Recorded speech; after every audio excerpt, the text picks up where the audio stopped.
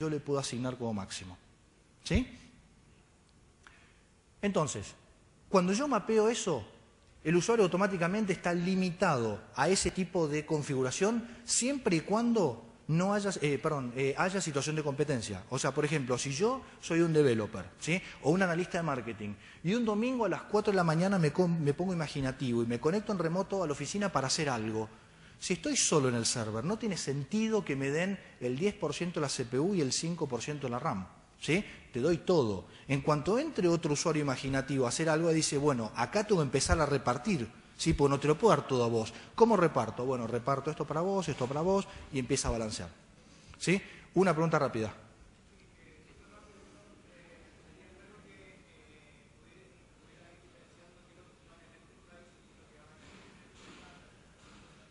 Ok.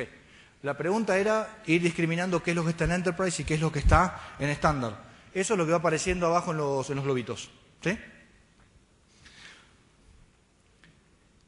Ok, ¿se entiende entonces la idea de Resource Governor? Principalmente este escenario está orientado a consolidación. Yo tengo 3 SQLs y digo, no, mira, vamos a comprar un hardware más grande y juntame los 3 en uno. Pero acá tengo un SAP y acá tengo un Edwards y acá tengo una aplicación custom. Si los junto se van a matar. Bueno, ok, listo, hagamos esto. Lo junto, pero a este grupo le doy tales recursos, a este tales recursos y a este tales recursos. O sea, aseguro que no haya canibalismo dentro de la instancia. Ahora, compresión de datos o compresión en general.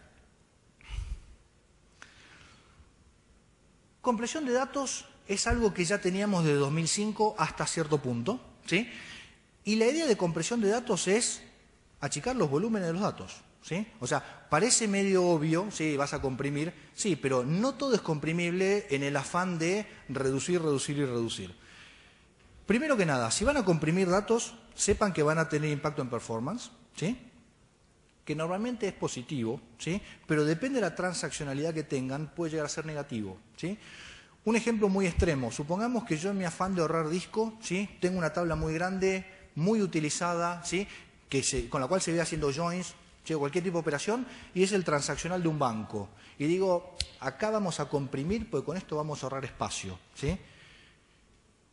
Voy a ahorrar espacio, pero la cantidad de actividad adicional, el overhead adicional que voy a tener por la cantidad de operaciones que va a hacer sobre esa tabla va a ser nocivo, ¿sí? Entonces, normalmente no se recomienda comprimir un transaccional, un altamente transaccional SQL, ¿sí? Y casi le diría que ningún motor, no por ser tecnología Microsoft, sino es un tema de sentido común. Si vos a esto lo comprimís, si vos estás haciendo insert, update, delete, insert, o sea, vas a tener un trabajo de comprimir y descomprimir bastante agresivo. Con lo cual, a veces uno dice, no, me conviene pagar un poco más de disco o comprimir otras tablas, ¿sí? Y no penalizar con performance, me ahorro, ¿sí? Ahora, compresión de datos dijimos que en 2005 estaba, ¿sí?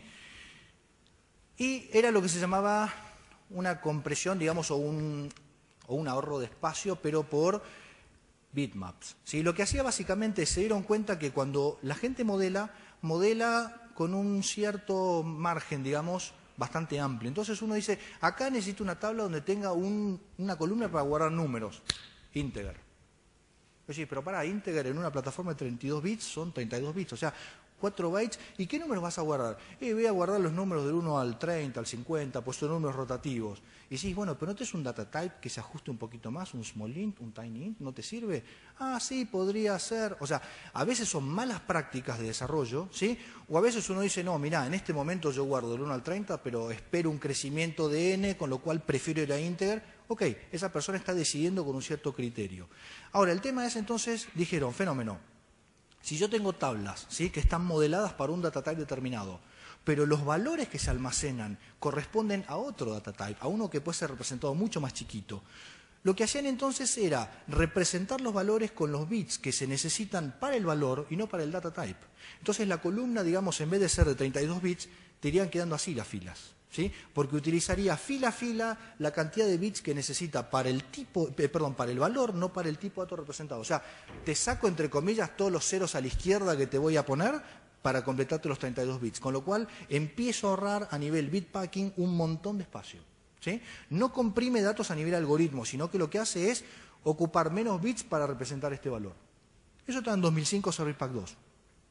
Ahora, en 2008 se aumentó, digamos, o se expandió la capacidad de compresión a todos los otros tipos de datos, ¿sí? A los tipos de datos que no sean numéricos, porque bitpacking me servía para float, para integer, ¿sí? Para todo lo que sea matemático, pero yo tengo un string, no, ahí no tenés un bitpacking para hacerle, o sea, más allá de recomendarte que uses un var, no puedes hacer más nada. Entonces, bueno, ¿qué hacemos con esto? Bueno, acá sí necesito comprimir por algoritmo. Eso lo queda en 2008. En 2008, ahora lo vamos a ver en la demo, tenemos, ¿sí?, algoritmo para comprimir por página o por fila, ¿sí? Y básicamente depende el tipo de dato que yo tenga, la estructura, la cantidad de columnas, cuánto quepa en una página, o sea, eso me va a beneficiar, y el tipo de datos, o sea, la distribución de datos, me va a beneficiar a veces comprimir por página o por fila, ¿sí? Entonces, no es una regla fija, si comprimo por página tengo mejor performance o mejor ratio, ¿sí? Prueben los dos y vean, porque tabla a tabla esto va cambiando. Ahora, compresión de backup. El principal problema de la compresión de backup era mantener el backup o el último backup en línea. Dijimos que yo hago un backup offsite porque lo vi Emilio en una presentación que me lo recomendó, bárbaro. Pero ¿qué pasa? Yo hago backup y mi base pesa 1 giga. Hago backup y voy a estar haciendo backup de todas las páginas de datos ocupadas. O sea que si mi base de datos pesa 1 giga y tengo 0 desperdicio, mi backup va a ocupar 1 giga, ¿sí? O sea, tu base necesita 2 GB para estar online, la data más el backup, ¿sí? Cuando hablamos de 1 GB, sí, bueno, dale, pero empezamos a hablar de tera, ¿sí? Decís, no, pero pará, y tera de SAN no es tera de disco de, ¿sí?, de desktop. Entonces, los costos cambian. Ahora, el primer problema entonces es almacenamiento. Y el segundo es ventana de backup. Yo tengo, supongamos, tengo billetera gorda y me compro un disco enorme, ¿sí? No tengo problema de costo, pero tengo una base que ocupa 100 teras. Largué el backup hace 4 días y todavía no terminó, ¿sí? ¿Cómo hago? ¿Sí? Más allá de que yo parte en files y file groups, entiendo lo que están pensando. Pero el tema es, para grandes volúmenes, ¿cómo hago para que esto termine en una ventana de backup lógica? Entonces, compresión de backup nos ayuda en eso, ¿sí? A meter, digamos, en cintura el I/O que voy a necesitar para hacer el backup, ¿sí? Y ahorrar espacio en disco, ¿sí? Con lo cual eso impacta directamente los costos. Necesito menos disco para guardar la misma cantidad de backups que antes. Ahora, todo tiene un pro y un contra. La contra que van a tener es que en los backups van a necesitar mucha más, o van a consumir más CPU, ¿sí?, que antes. ¿Por qué? Porque tengo que comprimir, tengo que leer, comprimir y escribir. Antes backup lo que hacía era leía y escribía, leía y escribía, leía y escribía. Ahora lee, comprime y escribe, lee, comprime y escribe, ¿sí?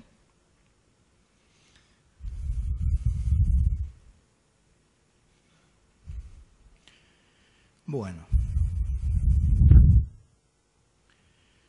Vamos a ir a la demo.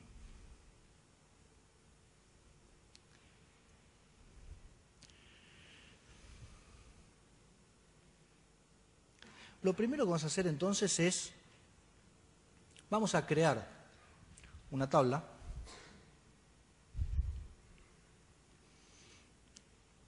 ¿Sí? Una tabla TechDays.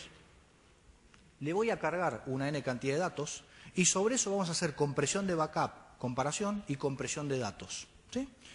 Entonces, fíjense que el archivo de datos que le vamos a subir tiene 200 megas.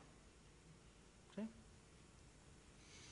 En este script, entonces, lo que hacemos es crear la tabla y después con un bulk insert cargamos el TXT. ¿Sí? La idea es entonces tener una tabla, ¿sí? Es medianamente compleja, ¿sí? Pero la idea es que estamos utilizando datos que son datos relacionales, ¿sí? En cuanto a compresión, una contra, entre comillas, que van a tener es que aplica sobre los datos procesables. O sea, si uno me dice, yo me generé una tabla con una única columna, ¿sí?, que es var binary, y le metí mi colección de MP3 ahí adentro, y no sé cuánto la vas a poder comprimir, porque el tipo de objeto que estás metiendo, claro, no es algo muy manipulable, no está pensado para eso. La idea es comprimir datos relacionales, ¿sí? Integer, char, float, datetime, ¿sí? Ahí sí vamos a tener ventaja. Entonces, si están involucrando tablas, ¿sí?, que tienen objetos, campos de objetos, ahí, digamos, el ratio va a cambiar, ¿sí?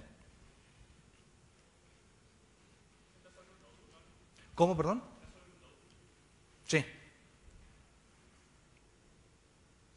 Sí, igual esto demora más o menos